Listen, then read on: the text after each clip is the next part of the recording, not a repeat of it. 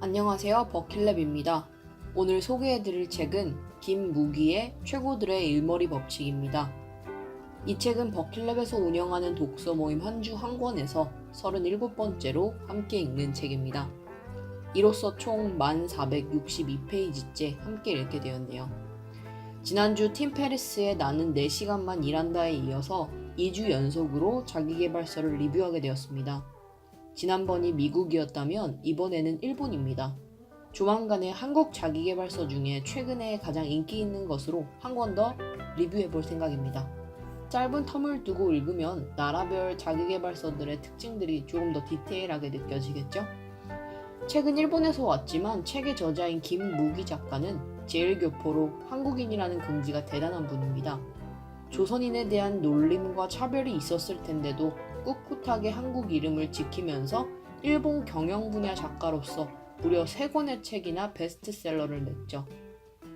작가이기 이전에 비즈니스맨이기도 한 김무기 작가는 자신이 일본, 미국, 홍콩, 인도, 싱가포르를 비롯한 세계 각지에서 만난 회사원들과 경영자들을 통해 디테일한 일머리들을 배울 기회를 가졌습니다.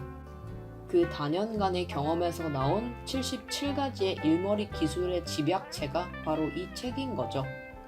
그런데 이 책에서 소개하는 77가지의 기술들은 업무를 잘하게 하는 물리적 테크닉이 아니라 정신적 테크닉이 주를 이룹니다. 왜일까요? 이는 저자가 이 책을 한국에 출간하게 된 계기와도 연관이 있는데요. 저자는 자신의 책이 불러일으키는 자기 긍정감이 최근에 한국 젊은이들이 겪고 있는 낮은 행복감과 높은 좌절감을 이겨내는 데 도움이 되길 바라는 마음이 이 책이 가진 최고의 목적이라고 말했습니다. 책의 저자는 엑셀을 조금 더 편리하게 다루거나 몇 가지 영업 멘트를 더 익히는 것만으로는 노동에서 오는 낮은 행복감과 높은 좌절감이 해결되지 않는다는 것을 알고 있었습니다.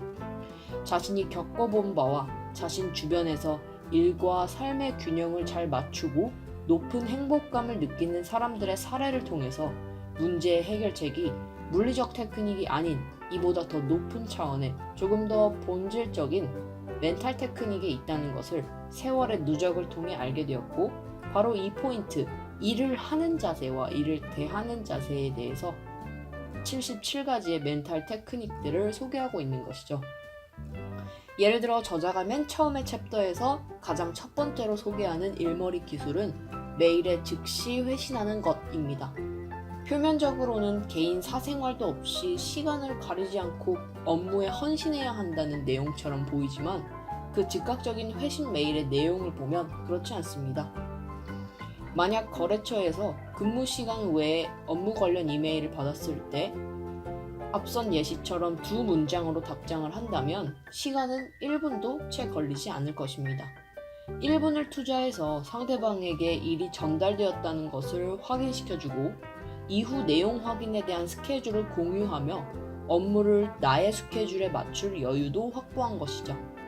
근무 시간 외에 업무 이메일이 오지 않는다면 더욱 좋겠지만 어쩔 수 없는 상황이라면 메일 보셨냐는 확인 전화가 오기 전에 2문장짜리 회신을 보내 업무 주도권을 내가 잡는 것이 스트레스가 덜하지 않을까요? 책은 소제목을 단 여러 가지 법칙들을 알려주지만 이 모든 것은 크게 3가지 카테고리로 분류해 볼 수 있을 것 같습니다. 첫째는 자기 주도성, 둘째는 디테일, 셋째는 겸손과 배려입니다. 인생을 80년으로 환산하면 우리가 일하는 시간이 26년이라고 합니다. 전체 인생의 33%에 해당하는 시간입니다. 일을 해야만 한다면 그 일이 우리를 불행하게 하거나 좌절하게 만들지 않도록 물리적, 정신적인 나만의 기술들을 계속해서 익혀나가야 할 것입니다.